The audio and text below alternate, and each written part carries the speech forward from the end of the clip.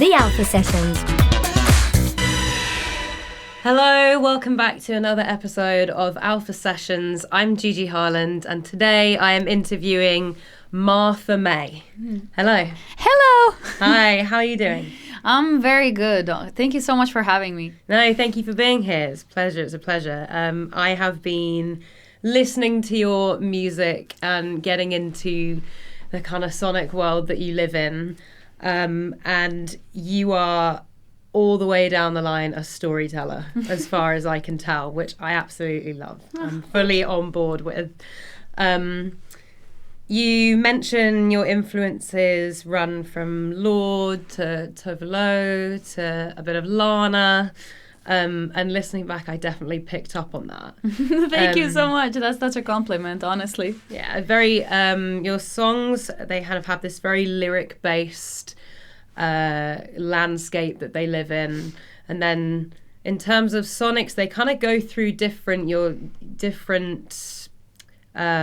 threads. You've got some pop, you've got some more rock tinged things. Yeah, I just try to focus on the lyrics. Lyrics are super important to me because I started writing songs to tell people how I feel, but then the melody is, I think, equally as important to me because I love stuff being catchy as hell. It needs to live in your head rent-free forever for me to write it. Like, that's the kind of songs that I try to write. Got you, definitely. I think I'm a huge fan of all those artists as well, a huge influence on me. And I think for me, there's something really cool when someone doesn't sacrifice the storytelling and having slightly more complex lyrical themes, but you still have a melody you can sing to and that gets like stuck properly, like locked in your head. Like, I don't think you have to dumb down the writing to have that, which is really cool about your stuff. Thank you so much. Yeah, I don't think you have to like dumb it down. I think it just takes a lot of practice because when I first started writing, my first song is not as complex as my newer songs because it's just a craft, you know. Songwriting is just a skill that you perfect, you work on it. I read a lot of books. I talked to a lot of songwriters. I tried to like keep developing myself in that field because it's incredible what you can do with just one song. Yeah, I wanted to ask you how you first started writing, actually, because it feels like they've got a very poetic rhythm and meter to them. Like, when I listen to your music, I think of someone that's maybe read a lot of short fiction or a lot of poetry. Was that part of the background or not? You're actually right. I read quite a lot, not really poetry, but a lot of prose and just books in general. But how I started writing is actually really weird because most of the songwriters that I know have been writing for a very, very long time or from when they were kids. And I literally just started 2.5 years ago. I was 21. Wow. I was in my bedroom and it was lockdown times and I didn't know what to do, and I had some money spare from Christmas or whatever. I don't even remember. And I just decided like, oh, why wouldn't I learn guitar? So I ordered the cheapest guitar I could find for £60. And then I was just learning chords, and I literally knew, I think, 4 or 5 chords. And one day I was just strumming them and I wrote my first song and I finished it. And I was like, oh, this is what's been missing. This is what's been missing in my life. Yeah. Did you find it quite easy to sort of marry the lyrics and the melody together, like, to begin with? Like, did it all just kind of happen at the same time, or did you have a lyric idea and then you got a chord progression and you were like, oh, okay, these two things fit? Or I think for me it usually happens at the same time, and the first song was the same. I just like got this idea kind of what I wanted to write about, and when I started, like, the melody that came to me was perfect for that. And I feel like that even now with my songs, even though the more I write, my process is always different now these days. Sometimes I write the melody first, sometimes I have like a topic idea, but back then it was so harmonious, like it happened in 5 minutes. Yeah. There's an artist that we were speaking to earlier today called Will Foley, who I think you know. Oh yeah, I know Will. And he was saying very similar things in the sense that he said when things happen quickly, he seems to find that they're always his best things, because he's like, I don't really go and edit that much. It's like I know what I want to say and I know I'm very deep in that feeling, so it just kind of takes me where it wants to go. Is that kind of how you found it? Yeah, I think when I first started, I was not a friend of editing. I've never edited anything, and now I kind of regret it. But I agree. Like, I think when you have that rush of inspiration, like, just go for it, flush everything out. But then now, after 2.5 years of songwriting, I will admit that editing is your best friend. Really, now these days I do like go with the first draft, but then usually because the emotions are like so much when you're writing this, maybe you're not objectively seeing some things that could be better potentially in the future. So these days I make sure to edit stuff because, for example, my song Distance and Breakaway are the first draft. Those are my first like 2 songs that I released. And they're unedited. just like, yeah, completely unedited. Cool. But now, as much as I love the songs, sometimes I hear these moments where I would definitely edit something or tweak something or make it a bit more interesting or just make it a bit more relatable or I don't know. Another amazing storyteller, Joni Mitchell, used to describe her work as a painting. And she's like, there's some songs that you get to and they happen very quickly and you don't want to put like another stroke on them. And then some she'll listen back to and she'll just be like, oh, why are you whining here? Like, why did you put this lyric here? I think you're always, because you're always evolving as a songwriter and a creative. True. And your experience in life is always evolving as well. So you're always going to look back retrospectively and see things that you might want to do differently with hindsight. Yeah, that's true. Honestly, that's how I fight with perfectionism because I am such a perfectionist when it comes to my work. But I just tell myself, you know, if you like keep poking at something, you'll never release it. You'll never do it. Yeah. And like there must be a point where you stop. And there's another quote actually now when you mentioned painting. Some painter said, I think it was Bob Ross even, but I'm not sure. Love him. I think it was him, but not sure. What a guy. He said, paintings are never finished. They just tend to stop in interesting places. And I feel that's the same with songs because, you know, like, how do you know when it's finished? Like, there's no objective point where the song is finished. You know, you have to, like, find it yourself. Yeah. I heard a phrase once about perfectionism was that it's, and you can tell me what you think of this, but they said it's just fear in fancy clothing. Oh, yeah. No, I honestly agree. I agree because I feel like everything I've done so far, nothing I've done is perfect. Like nothing with my music journey, nothing about my music journey is perfect.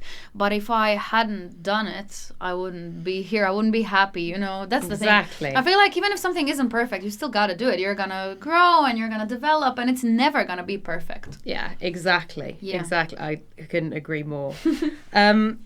Talking of growing pains, you're going to play for us your first track, which is called Birthday Wish. When I've listened to this on Spotify, it's your most recent single. Yeah. And what immediately struck me about the song was that, you know, you describe this period of being 13, blowing out your candles, and then growing up with the burden of so much pressure on all the things that you can be and all the you're expected to be and all the things that you can't be. Do you want to talk me through kind of the seed of where that came from? Well, this song is mostly about never feeling thin enough. Really, it's about body issues. It's just about like your surroundings and people around you and the social media and media in general just constantly pressuring women especially, but even men, everyone else, to just like be as thin as possible. And then when you're actually thin, then even that's not enough. Then there's some other flaw in your system that you somehow have to fix. Yeah. And it's just this feeling that when I think about this, I have never felt thin enough since I was like 8 or 9. And it's just a crazy thing because when I look back at the pictures, like I was very thin. It's like not the reality. It's just like a bug in your head. Yeah. So I just really wanted to write a song about that for other people to see that they're not alone in their look struggles, and like most people really go through that. Yeah, definitely, I would agree completely, and especially so much with the world of social media and Facetune and the way that everything is so heavily edited, and now it's getting more and more difficult for people, especially like young kids that are growing up with this now to decipher what is actually real and what is doctored. Yeah. And in a lot of ways, even though we know a lot of it's edited, it still doesn't really seem to get through. So I think if you get to a place in yourself where through your self-knowledge you arrive at a place where you're comfortable, that is like the best protection. Yeah, that's what the bridge of the song says. In one line I say, the size never changed how I moved, because you come to realize that actually the way you look doesn't actually change who you are at any point in life, even though it's hard to understand that when you're feeling low and people are insulting you or you're going through bullying because of your looks or whatever. But at the end of the day, it's just what matters is definitely what's on the inside. Yeah, brilliant. Well, with that in mind, let's have a listen to Birthday Wish by Martha May. In 2013, my mom said I can go and lose the weight. That means I'll always have a pretty face. What a way to start my teens. And at my ballet years, it turned out that people just didn't see this ballerina that I thought I'd be. I still think about her. 13, blow out the candles with one thing in mind. Universe, do your thing, make me small. Don't think that I can grow older with this burden on. Just this one silly wish, I'll do better. 13, blow out the candles, make my wish come true. Then in 2015, had my first date. I felt so pretty. Must be the way how I've shed my skin. People finally like me now. This new reflection gleamed. I promised I would never gain a gram. For this girl that was much more love. Now we can go into the world. Oh, 15, blow out the candles with one thing in mind. Universe, do your thing, keep me small. Don't think that I can grow older with this burden on. Just this one silly wish, I'll do better. 15, blow out the candles, make my wish come true. Ooh, make it come true. The size never changed how I moved. Ooh, make it come true. The size never changed how I moved. Now 23, blow out the candles with one thing in mind. Universe, do your thing, keep me sane. Don't think that I can grow older with this burden on. Just this one silly wish, I'll do better. 23, blow out the candles, make my wish come true. 23, blow out the candles, make my wish come true. The Alpha Sessions. That was amazing. Yeah, that felt so good. Thank you so much for playing that. You sound absolutely incredible. Your voice is so gorgeous. Thank you so much. I also wanted to ask you about your journey as an artist and also to London. So you're from Croatia originally, and you moved to London at 18 to study. You studied musical theatre and then went to BIM. Yeah, I did musical theater as my undergrad, and I kind of felt like something was missing already from like the second year. The first year I was young, I was excited, I thought that was my dream, I'm gonna be in theater, perform 7 shows a week, you know, that kind of thing. Yeah. And then in second year I kind of started realizing that something was missing, because I always loved singing, and I always felt like singing was my biggest out of all three, like singing, acting, and dancing. And I just realized something was missing, and then I got that guitar. You've already heard that story. Yeah. And when I wrote the song, it just felt like a puzzle clicked. It was like, oh my God, this is it. You know, I'm supposed to write my own songs, because I always felt when singing musical theater work, I love it so much, even today, but it always somehow felt like there's not enough room for interpretation, especially when you're on stage.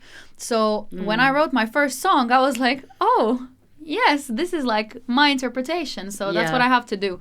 And then I just kind of, I didn't know what to do after graduating musical theater. Right. So I wanted to do a master's. It was kind of a panic master's. I mean, not really. I really wanted to do it, but it was sort of a panic master's because I knew I wanted to stay in the UK, but I wasn't ready to be an adult at 21. So I just looked into popular music stuff and I found this master's at BIM. And I was like, oh, perfect time to move to London. So I just moved and I did the master's and it was amazing. I've learned so much about songwriting. I've developed my own style in the last 2 years. I've met many incredible people, started gigging in London. Yeah. So many things.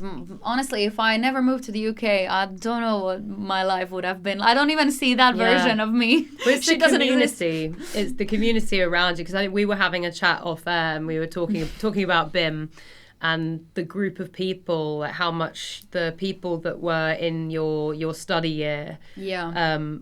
how you all create a culture together where you motivate each other and you may collaborate and Yeah. how important that is. So I can Yeah. imagine making a move from Croatia, especially to Yeah. the UK and then to London. You've been on like this progression of finding your community and like Yeah. finding your tribe. Oh, definitely. Yeah, just in Croatia, I always knew I wanted to do something with music, but I didn't know how to articulate it. And I just feel like moving away from the small town mentality as Yeah. well was game changing for me. Yeah. And I still miss Croatia a lot, and I try to go there as much as possible. I go for Christmas, holidays, summer, and I really miss my family, and I try talking to them almost every day, at least a message. Yeah. And that's the really hard part about it, but I would Yeah. never change my decision, like what I've done. Yeah. I would do it all over again, even though it was very hard. The first year was very, very difficult because I was 18, first time away from home, and just like finding That's myself. huge. And yeah, That's huge.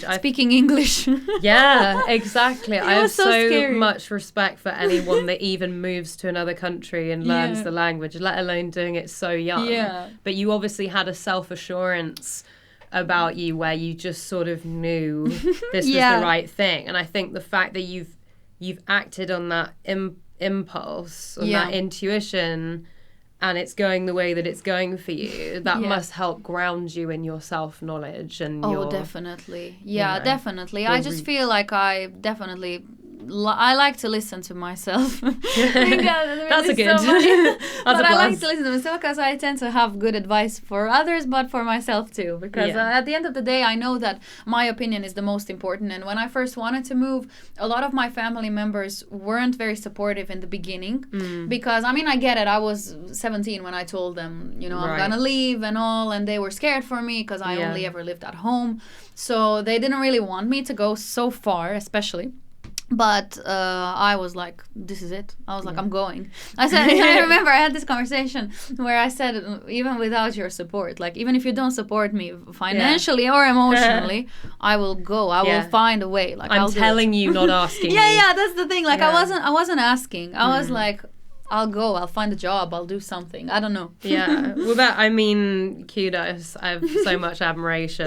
Thank you. Clearly a very courageous person. Yeah, a bit of people You say I'm definitely crazy. need that in the music industry as well, for sure. You need Yeah. courage. Definitely. With your second track that you're going to play for us, Distance, you competed in Dora, which is it's Croatia's national Eurovision finals. Yes. With this song. How did that come about? Oh, that was so crazy and unplanned. I was doing a few songs for my final project for my master's at BIM, and Distance was one of them. And I was just like this last summer, actually, summer of 22, I played the song to my dad, and my dad was like, oh, this song could be great for Eurovision, you know? And I was like, and that Eurovision has always been my dream. I'm a big fan of Eurovision. Yeah. And I was like, why not? So I thought, I'll just apply. I have nothing to lose. It's just pressing a button, really. It doesn't cost anything. So I sent the song, and on the last day of applications, because I worked with a producer to like enhance it and make it better than it was for my final project. Right. And I really didn't think that anything would happen out of it, because in Croatia, usually the most established artists get to go to Dora, to the national final. And I thought, you know, no one knows who I am. I've only released one song at that point, or two actually, but not in Croatia, in London, and like no one knew who I was. So I just sent it thinking, you know, if they even listen to it, I'll be happy. And then a month went by, nothing was happening with that.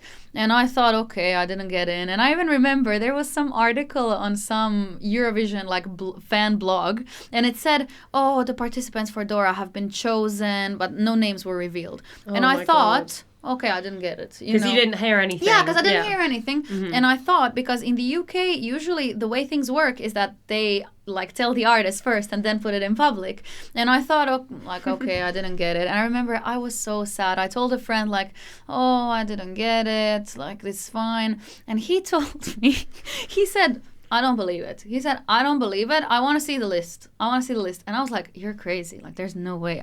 I got it. Like, no one told me anything. Oh my God. And he was like, I will believe this when I see the list. And I was like, okay. And a few days went by and I was at home just chilling. And all of a sudden, I see Eurovision.Croatia Instagram wants to send you a message. And I thought, and when I saw that, my first thought was like, oh my God, they probably like are thanking me for my participation or something. Here's my participation trophy. God. Because because usually when someone wants to send you a message, it's like a tag from someone that you don't follow. So I thought like, why would they be posting it on Instagram without sending me an email at least, or calling me? Yeah. And I open it and it's my name. I'm third on the list and it says Martha Made Distance. And I'm like, I no scream. way. So they literally slid into the DMs to let they you literally know. And then, Unreal. And at the same time, my aunt is messaging me, you idiot, why didn't you tell us that you're going to Dora? Because it was published like that second. Yes. And I'm replying like with a voice note. I'm telling her, I didn't know. I just found out. I just found out. You knew sooner than I did. Yeah, literally. Oh and then, gosh. of course, like my whole family was calling me. I was jumping and screaming the whole day. It was a party. So that was something. Yeah. When I think about that moment, I will never not laugh. What an incredible experience. Well, can't wait to hear more about it. But first, let us get our ears around Distance by Martha May. We were besties, you and me, talk of everything so free, sharing all our lives and beyond. Eating chips in the garage, I knew what your troubles are. I think it was that music guy, not sure. I'm not sure what has happened here, but it's been years since our last goodbye. I still have many things to tell you, although you are not by my side. So I love you from a distance. You had to question your existence. Now I love you from a distance. I still feel so much resistance. Do you love me from a distance?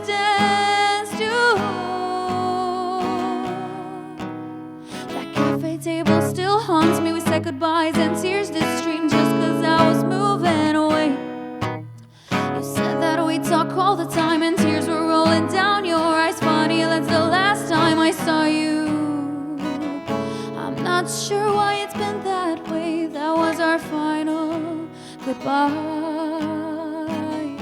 And every time I tell him that, it makes me wanna cry. Cause I love you from a distance. You had to question your existence. Now I love you from a distance. I still feel so much resistance. Do you love me from a distance too?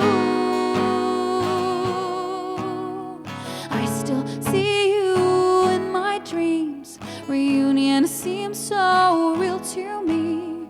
I wake up and grab my phone and realize quick it's best to leave you alone. Love you from a distance. You had to question your existence. I know I love you from a distance. I still feel so much resistance.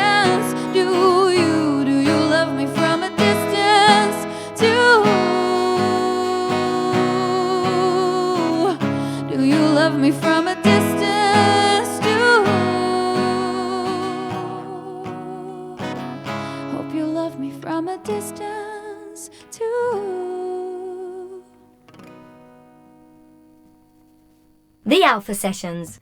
Oh, such an amazing song. Thank you so much. Thank you.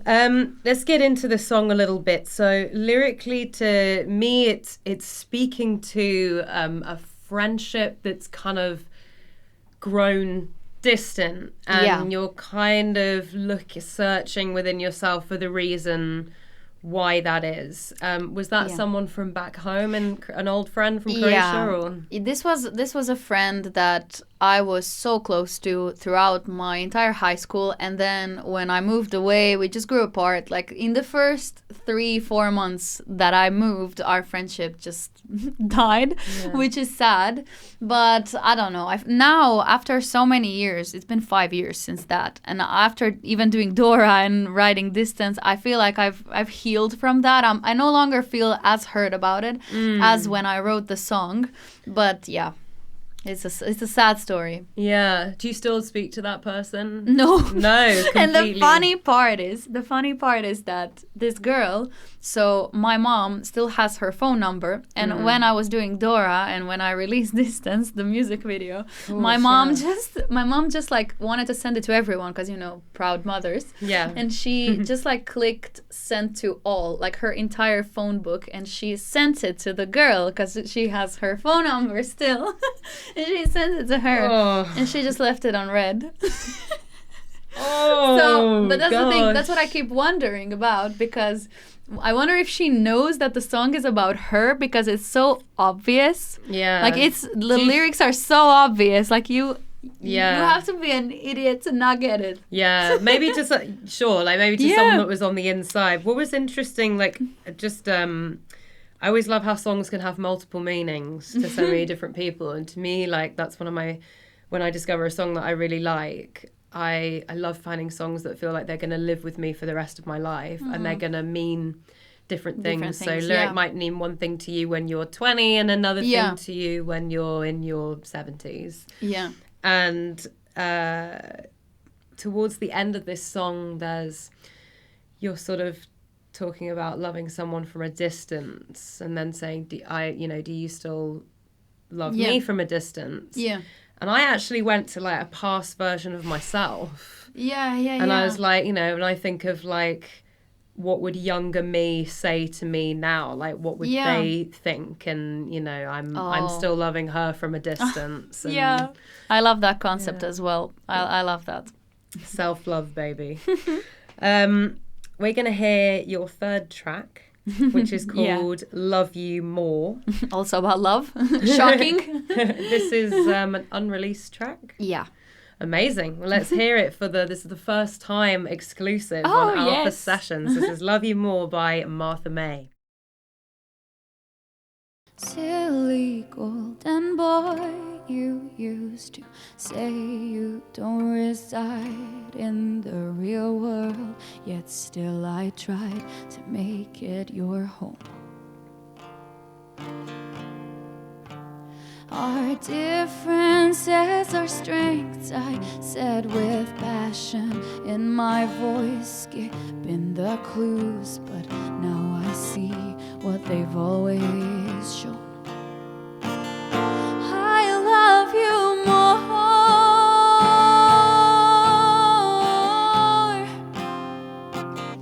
You won't say I'm wrong.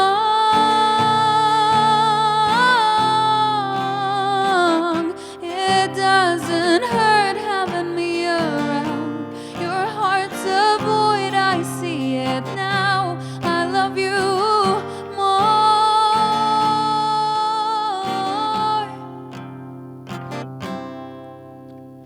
Perfectly flawed creature, why is it cute that you don't know if I'm the one? And what's the time to make things right? And I've seen this all before, it's so messed up. I choose this pain of trying to rescue you. Now I'm drowning too. I love you more.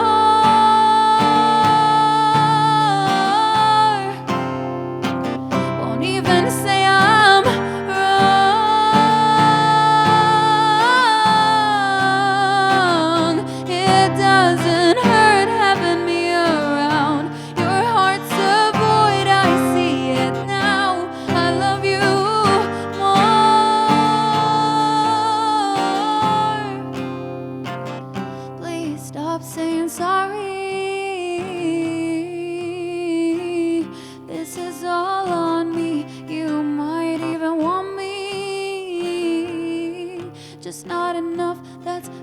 to see, is it time to leave and find a healthier way to be? I love you more.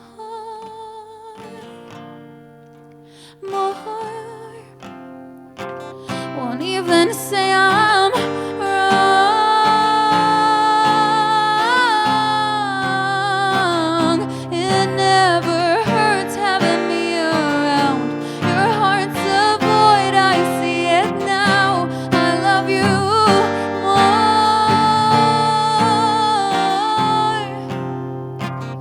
I love you more. Oh, I love you more. Oh, wonderful. Thank you you. so much. Love You More by Martha May. Thank you so much. I literally just wrote this recently, and I've only played it like a handful of times to a handful of people, so it really is exclusive. Sure.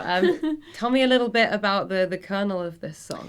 This is a very sad heartbreak song. It's just about being with someone and just kind of, it's a song about being delusional in love, because the lyrics start with kind of like the things that you always knew. You kind of like, when you always know that you love someone more than they love you, but you still stay because you love this person so much, so you Sure. don't want to go.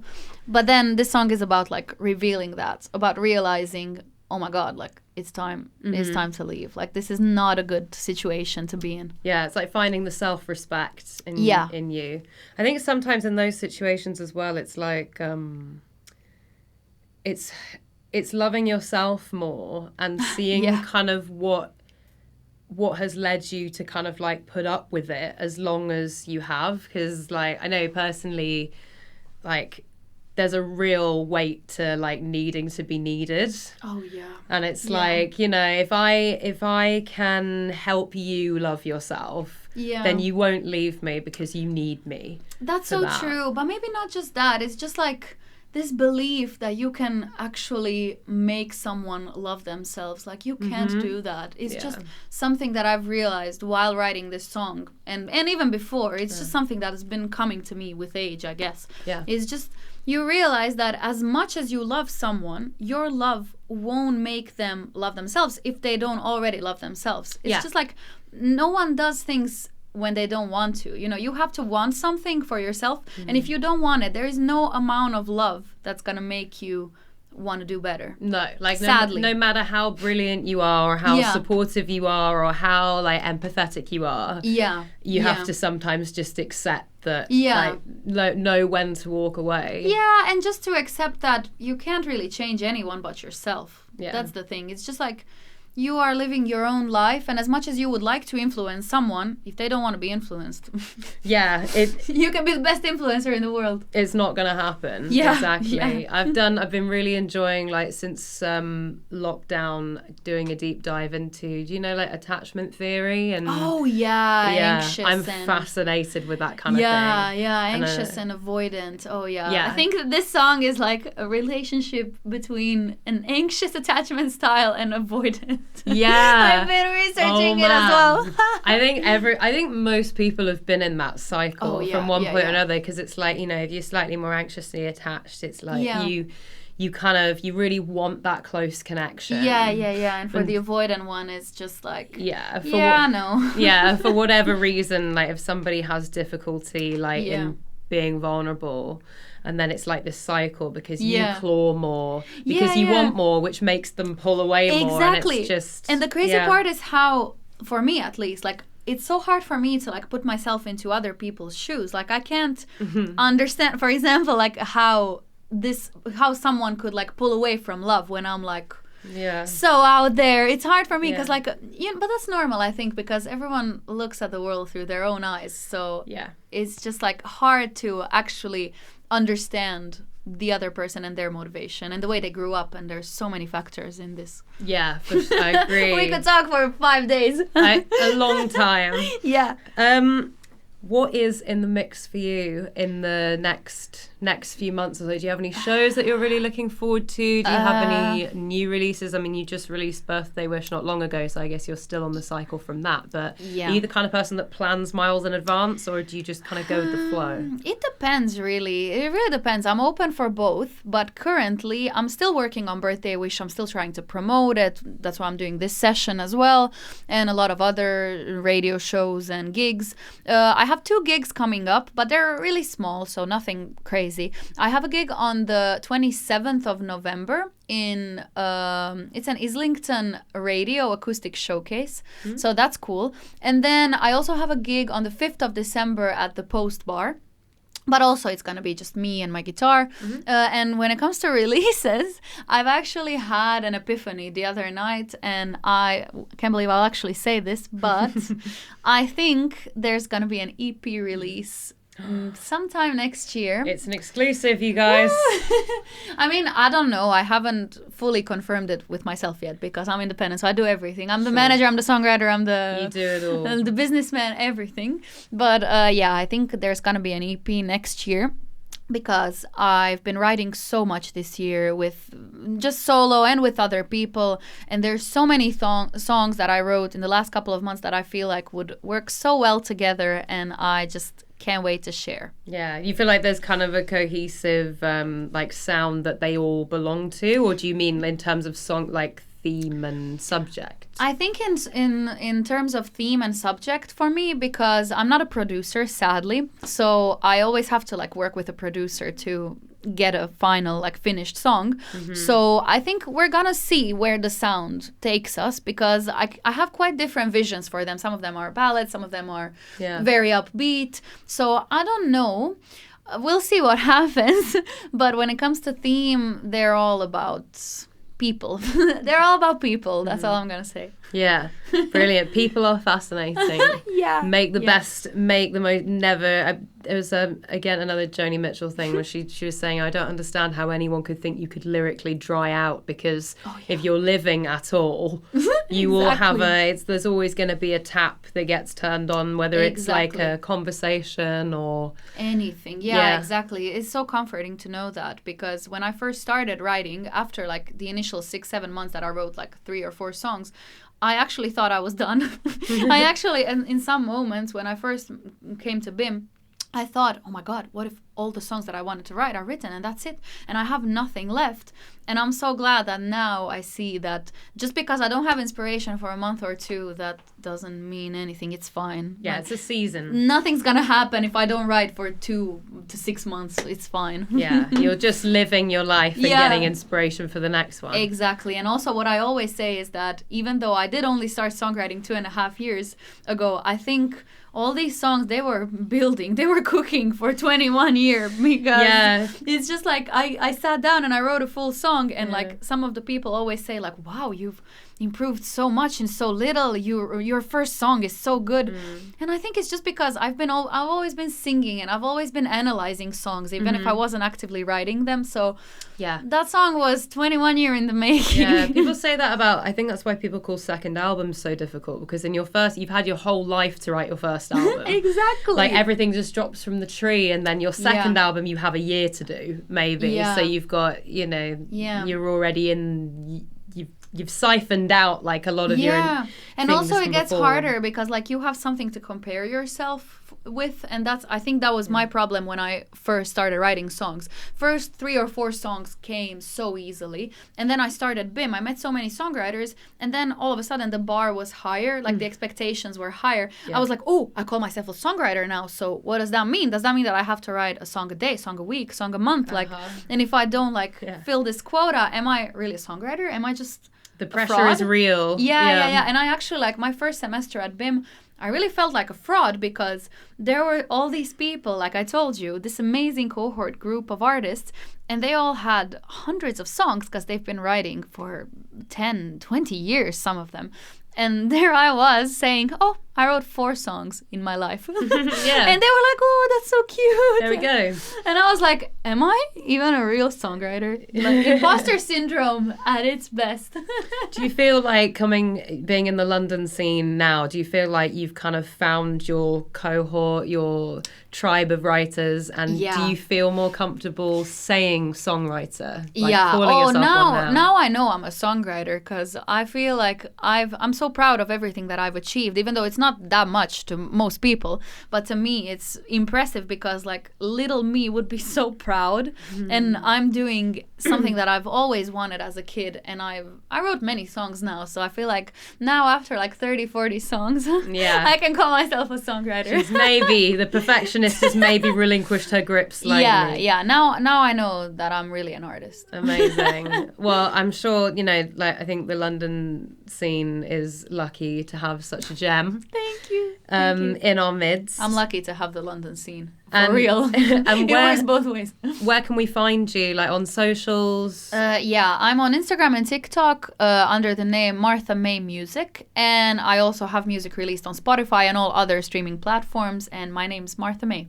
Amazing. Well, I'm very much looking forward to this next EP that's coming Mysterious in a EP. mysterious time. Yeah, and looking forward to catching you soon. Thank you so much. Make sure you check it out, Martha May Music on all socials. And this is Alpha Sessions. Thank you so much. Thank you for having me.